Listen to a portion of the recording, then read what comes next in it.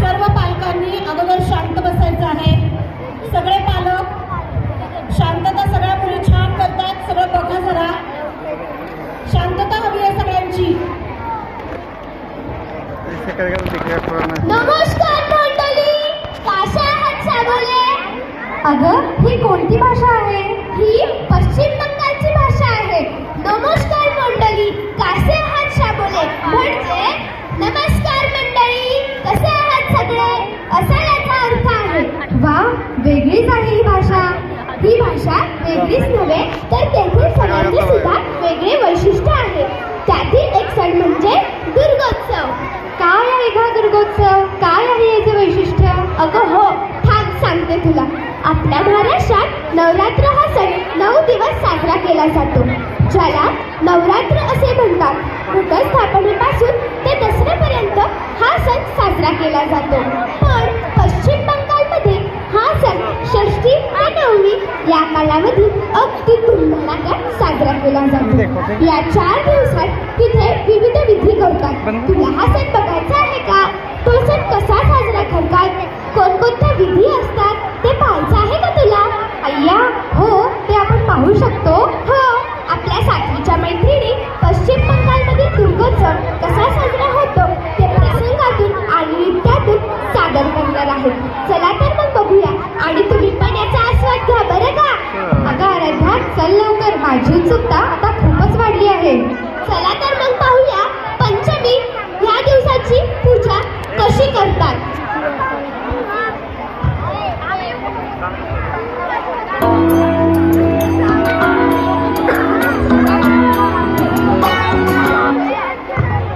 दुर्गा पूजेच्या उत्सवाची सुरुवात अश्विन शुद्ध पंचमीला होते.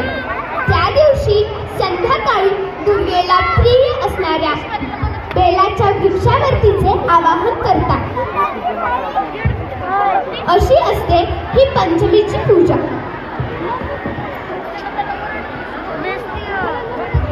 यापुढील विधी म्हणजे षष्ठी. षष्ठीच्या दिवशी संध्याकाळी अधिवास नामक विधी करतात.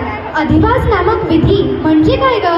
यात देवीच्या निरनिराळ्या अंगांना पवित्र वस्तूंनी स्पर्श करतात. त्या पवित्र वस्तू म्हणजे हळदी कुंकू, बेलपत्र, तुळशीपत्र, वधुरवा या असतात. यात देवीच्या निरनिराळ्या अंगांना पवित्र वस्तूंनी स्पर्श करतात व त्यांना पावित्र्य आणतात. अशी असते ही षष्ठीची पूजा. पुढील पूजा म्हणजे सप्तमी.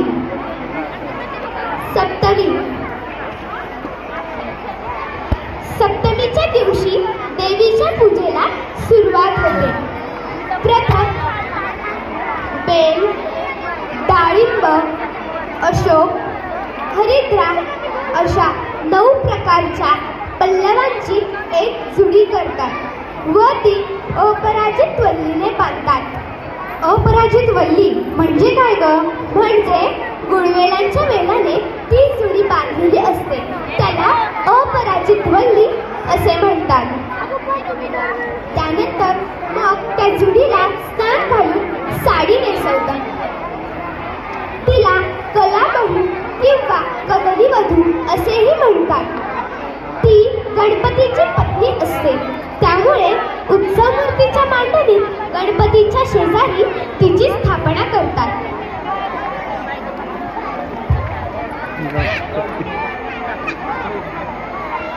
त्यानंतर महत्त्वाची विधी म्हणजे महास्नान होय.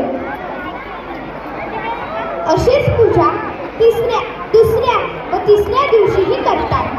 याशिवाय संधी पूजा नावाची एक विशेष पूजा अष्टमी आणि नवमी या तिथींच्या संध्याकाळी करतात. पुढील विधी अष्टमी. अष्टमीच्या दिवशी ही पूजा केली जाते. त्यानिमित्ताने देवीला कच्चे केळे, हळद, डाळिंब, अशोकाची पाने, धान्य, बेलाची पाने असे सर्व एकत्र बांधून ते जाते. याला नवपत्रिका असे म्हटले जाते. पुढील विधी संधी पूजा.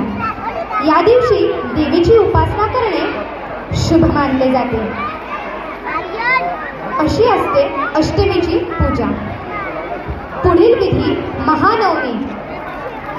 महानवमी या दिवशी देवीला दही आणि दुधाचा नैवेद्य अर्पण केला जातो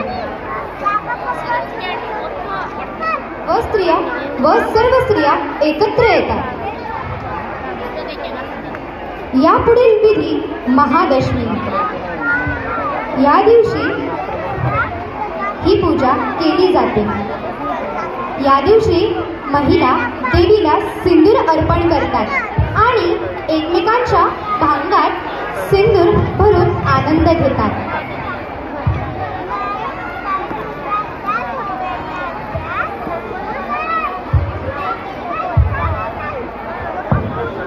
दुर्गा चामुंडा या रूपाची असते.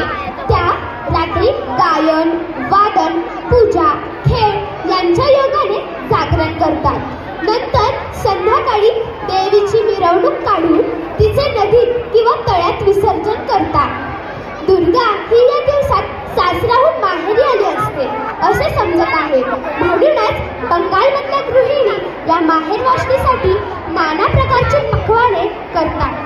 बंगाल प्रांतात या उत्सवासाठी कारागीर विशेष प्रकारच्या देवीच्या उत्सव मूर्ती तयार करतात. यामध्ये महिषासुरमर्दिनीसह लक्ष्मी, सरस्वती, गणेश आणि कार्तिकेय या देवतांच्या मूर्ती तयार केल्या जातात. धनुचे नृत्य हे या उत्सवाचे महत्त्वाचे वैशिष्ट्य मानले जाते. देवी दुर्गा यांचे अनेक हात आणि शस्त्रे यांचे प्रतीक म्हणजे शक्ती, सामर्थ्य आणि संरक्षण. या सणात स्त्री शक्ती आणि धार्मिकतेच्या रक्षणात तिची भूमिका यांचे महत्त्व सांगितले जाते. पश्चिम बंगालमध्ये दुर्गा पूजा मोठमोठ्या प्रमाणात आणि उत्साहात साजरी केली जाते. कोलकाता शहरात तर विशेषतः भव्य मंडपे उभारून हा सण साजरा केला जातो. एकूणच दुर्गा पूजा हा आनंद, भक्ती आणि सांस्कृतिक उत्सवाचा काळ आहे. यातून हिंदू धर्मातील दृढ श्रद्धा आणि परंपरांची झलक दिसून येते. चला तर मग इयत्ता 7वीच्या माझ्या मैत्रिणी नृत्याद्वारे दुर्गोत्सव कसा साजरा करतात ते पाहूयात.